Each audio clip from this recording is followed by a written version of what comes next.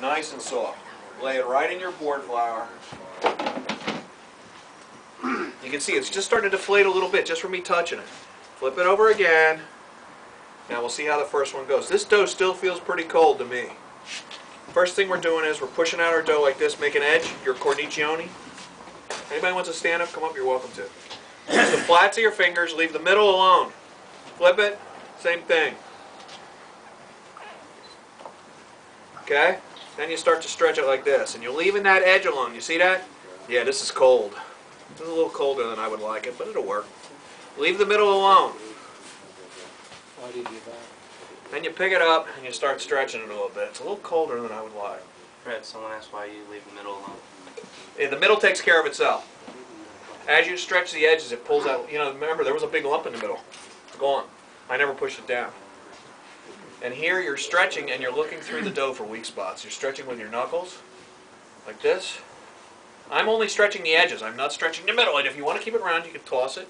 If you want to, a little bit, try and catch it. Do it behind your back. If it hits the floor, you know you got a problem. Especially if there's a crowd. If you're by yourself, you can just pick it right up. Alright, second roll. Okay, so that was pretty good, right? I don't want to make it too big or it won't fit in this little oven. Now, this board flour, I've pretty well pulled away from here. I probably should have just a little under there. There she is. So, we put some sauce on it. You don't want to go too crazy. Normally I would spoon this out, but I've got this thing, so I'm just going to... We're just going to make a couple straight pies here. That might be too much. No, perfect. You don't want to put too much stuff on here. If you put, and you don't want it to be cold. Like I took all these ingredients out like an hour ago. If you put it on there and it's cold, your pie's never going to bake. The center's going to be gummy. These are a little chunkier than I might have liked. But I don't know. I got some pretty big chunks in there. Now, some people would put more sauce on than that. I found that if you put a lot on, you might have a baking problem. Like that little lump there.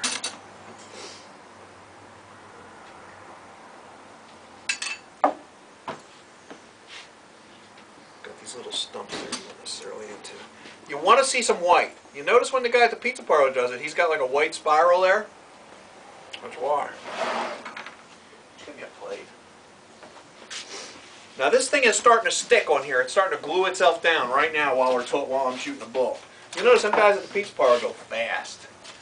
This is shredded mozzarella, half skim, half whole milk. The whole milk melts better. The skim milk stuff browns better. This happens to be 50-50, which a lot of pizza people use. Don't put too much. Like that, be about right. Try and keep it off the edges. And maybe put a little Italian seasoning on there, like this stuff would work. Now, if you taste your cheese, you can tell if it's salty enough. If you're using fresh mozzarella in the ball where you're tearing pieces off, you know, the round ball, you usually add a little salt and a little olive oil. That's a little salt there. I don't think it needs any. Little Italian seasoning, maybe. Remind me I got that fresh basil there. Maybe a little olive oil.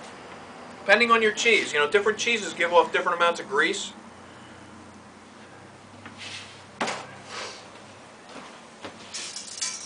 Anybody have a clock with a second hand? A watch with a second hand? Anybody have a watch with a second hand? Got a chronometer.